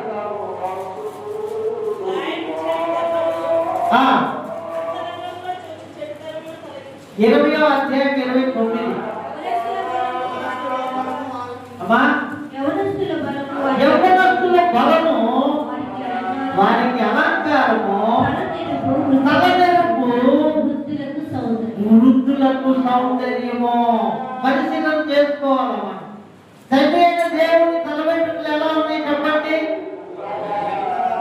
తెల్లగా ఉన్నాయి. ఇప్పుడు కుమారుడైన యేసయ్య తల వెంట్రుకలు ఎలా ఉన్నాయో ప్రకటన గ్రంథం 1వ అధ్యాయము 14 వచనం చూద్దాం. ఆయన తలయు తల వెంట్రుకలు అందరూ తీయండి వాటి టకాటక చదివితే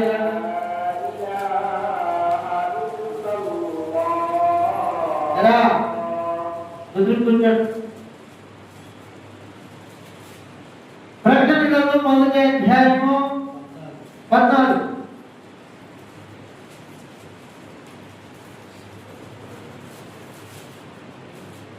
ఎవరు చదవట్లేదే?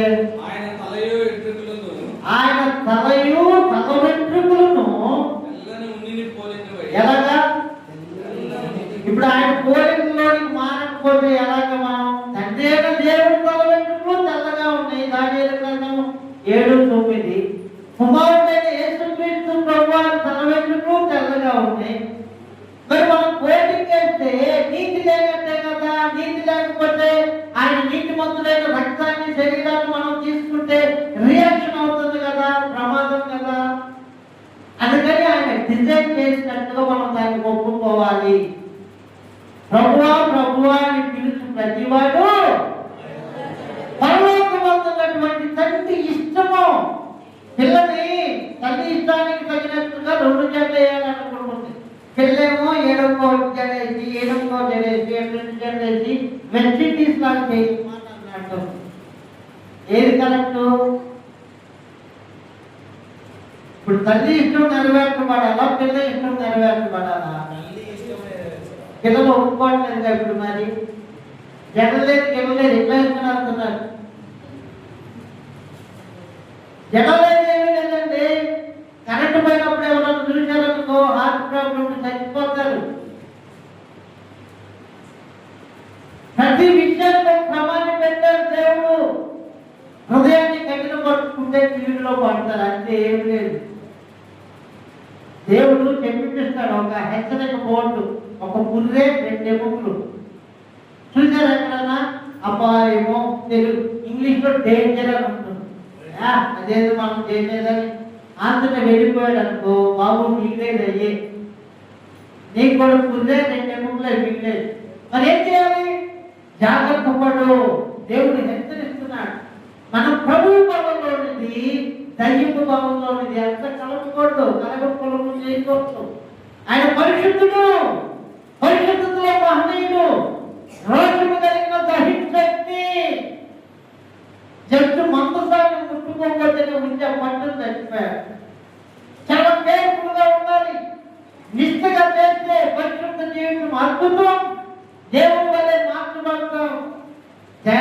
అయితే చాలా ప్రమాదం. తెలిసి తెలియక పట్టుకున్న కరెంటు కరెక్టే. చూడండి కొరింథీ పత్రిక 10వ అధ్యాయం 21వ వచనం ఇదొకటి చదివించుకొని మనం ముగించుకుందాం. మీరు ప్రభు పాత్రలోనిది మీరు ప్రభు పాత్రలోనిది దయ్యముల పాత్రలోనిది కూడా లాగనేరరు. బల్ల మీద ఉన్న దానిలోను ఆ, దయ్యముల బల్ల మీద ఉన్న దానిలోను కూడా పాలు పొందలేదు. పాలు పొందనేరరు. ప్రభువునకు రోషము పుట్టించు. ప్రభువుకి రోషము పుట్టించదమా? కాబట్టి మనం బలవంతులమా? వద్దు వద్దు వద్దు. జీవితాన్ని మనం ఏం చేసుకోవాలి? సరి చేసుకోవాలి. విమానం ఎక్కడ నడుస్తుంది? అందరూ చెప్పండి. మనం ముగించుకున్నాం, అయిపోయింది. విమానం గాలిలో నడుస్తుంది, పడవ నీటిపైన నడుస్తుంది, రైలు పట్టాల మీద నడుస్తుంది, బస్సు రోడ్డు మీద నడుస్తుంది. క్రైస్తవుడు వాక్యం మీదే నడవాలి. ఏ మాత్రం పట్టాలు తప్పిందనుకోండి రైలు ప్రమాదం కాదా? పడవ ఒకవేళ నీళ్ళలోకి బయటకు వస్తే ప్రమాదమా కాదా? విమానం గాలి నుండి కింద పడిందంటే ప్రమాదమా కాదా? బస్సు రోడ్డు దిగిందంటే ప్రమాదమా కాదా? ఒక క్రైస్తవుడు వాక్యంలో నుండి ప్రక్కకు వెళ్తే ప్రమాదమా కాదా? ప్రమాదం. అందుకని వాక్యపు వెలుగులోనికి ఆ రోడ్లోనికి రావాలి. అందుకే దావీదు గారు అంటారు, నీ వాక్యము నా పాదములకు దీపమును నా త్రోవలకు వెలుగై ఉన్నది. దేవుని పరిశుద్ధనామము మహిమ కలుగును గాక. వాక్యం మీదే నడవాలి. ఇష్టమున్నా ఇష్టం లేకపోయినా అదే ఆయన ఇష్టం మన ప్రతిలో నెరవేర్చబడాలి. మన హెడ్లైన్ ఒకసారి చూసుకుందాం. మత్తయి సువార్త 7వ అధ్యాయము.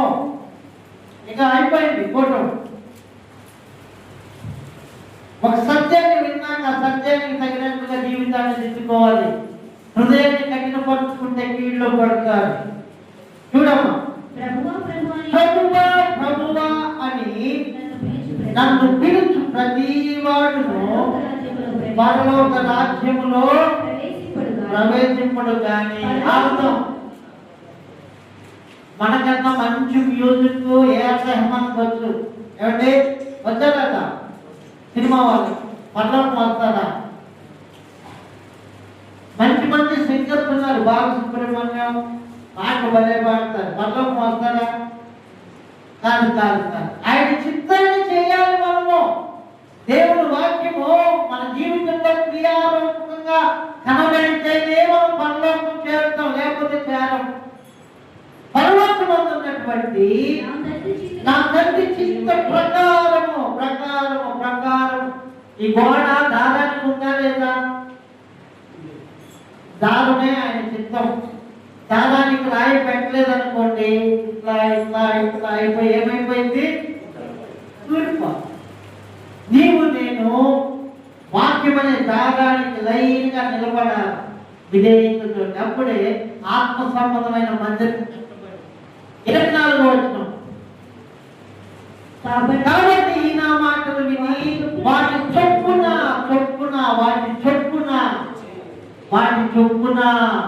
చెవి ప్రతి వాడు బండ మీద అంటే క్రీస్తు మీద స్థిరత్వం పరిశుద్ధతలో తన ఇల్లు కట్టుబడిన బుద్ధిమంతుని పోలి ఉండును. చాలు. దేవుని పరిశుద్ధ నామమునకు మహిమ కలుగును గాక. మనం నేర్చుకున్న విషయాలు ఏంటి? ప్రభు వల్ల ఎవరిచ్చారు? రిపీట్ ఎవరిచ్చారు ప్రభు వల్ల? మొట్టమొదటిగా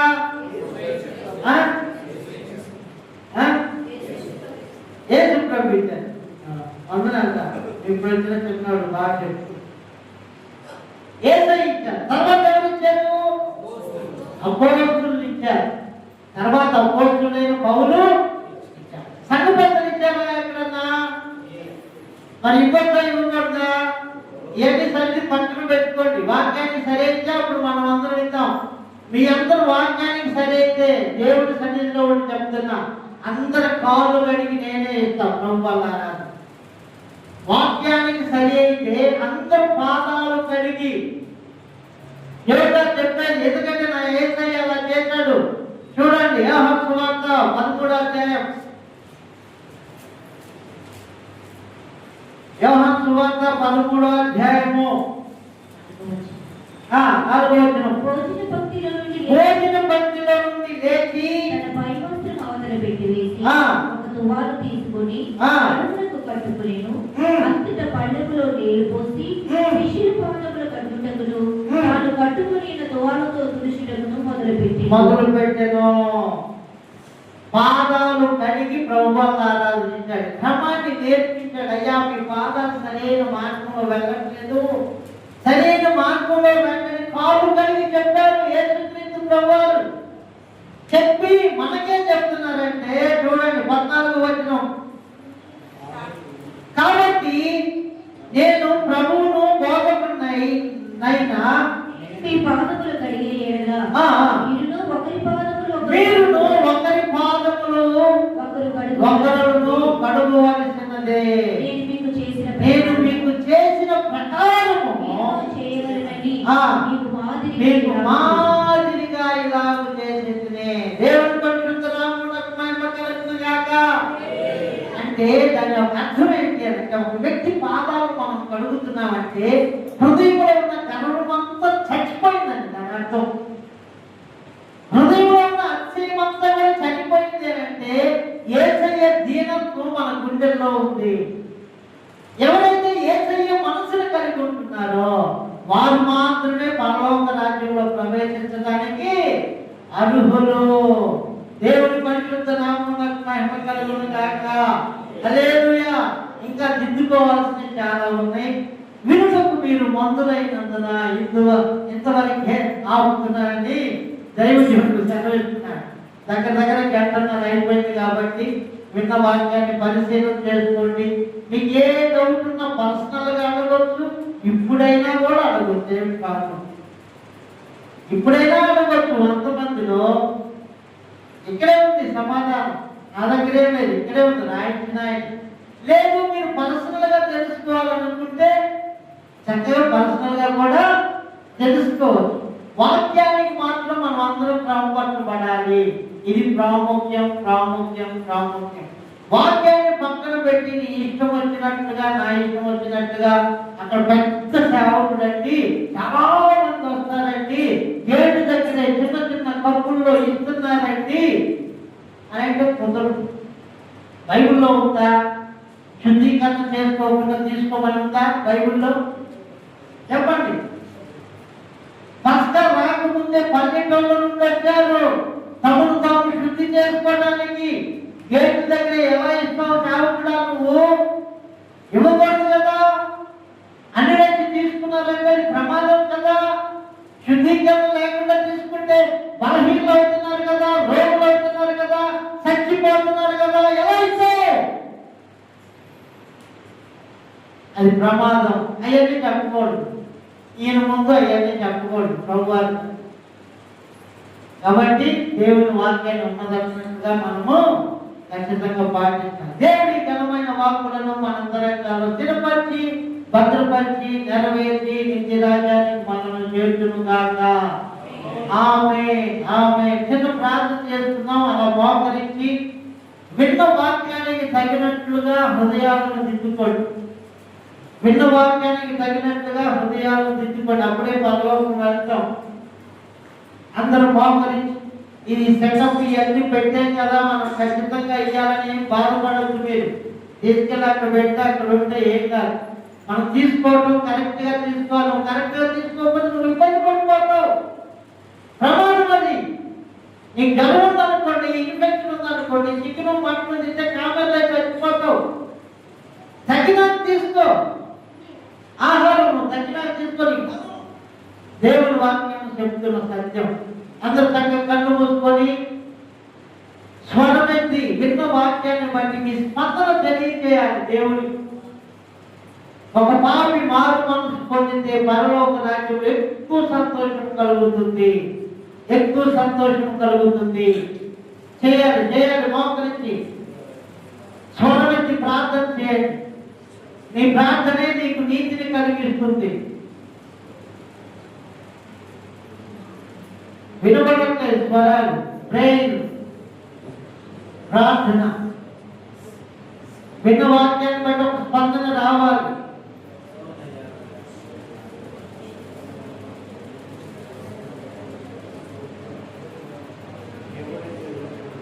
అమ్మా అయ్యా చేయండి. మిమ్మల్ని బ్రతికించుకోవడానికే ఈ వాక్యాలన్నీ. మిమ్మల్ని నిత్య నరకానికి తీసుకొని వెళ్ళాలని కాదు. ఏ విధము చేతనైనా ఓ గుంపు జనాంగాన్ని మరణం ఏదైనా మహిమ కలిగిన రాజ్యంలో చేర్చుకోవాలనే తపన మనసాలో ప్రార్థన చేయి. నా దేవుడిని ప్రార్థన ఆలకిస్తున్నాడు. స్వరమైతే ప్రార్థన చేయండి. ఎవరు కూడా అనాలోచితంగా ఉండకండి. హృదయాన్ని కఠినపరుచుకోకండి. కీడులో పడుకోండి. దేవుని బిడ్డలారా, అతిక్రమం దాచిపెట్టువాడు వర్ధిల్లును, వాటిని ఒప్పుకొని విడిచిపెట్టువాడు కనికరము పొందును. ఆయన కనికరం పొందాలంటే చేసిన పొరపాటు ఒప్పుకొని విడిచిపెట్టాడు. చేయాలి, ప్రార్థన చేయాలి, ప్రార్థన చేయాలి. జీవాధిపతి మహామహిమ కలిగిన మా గొప్ప తండ్రి, అయ్యా నీ కుమారులు నీ కుమార్తెలను మీరు దృష్టించండి. తెలుసో తెలియకో నాయనా నా తండ్రి పొరపాట్లు జరుగుతుండగా ఒక్కొక్కరిని కనికరించండి. మీ రక్తధారణ ద్వారా కడగండి అయ్యా. బిడ్డలు ఒకవేళ హృదయాన్ని కఠినపరుచుకుంటున్నారేమో, ప్రతి కఠినమైన హృదయం నజరేయుడైన యేసు నామములో విరిగి నలిగిన హృదయముగా మార్చబడును గాక. అధిక్రములను ఆయన దాచిపెట్టక ఒప్పుకొని విడిచిపెట్టే కృపను ఒక్కొక్కరికి దయచేయండి. కనికరము చూపించండి, కనికరము చూపించండి, కనికరము చూపించండి నా తండ్రి.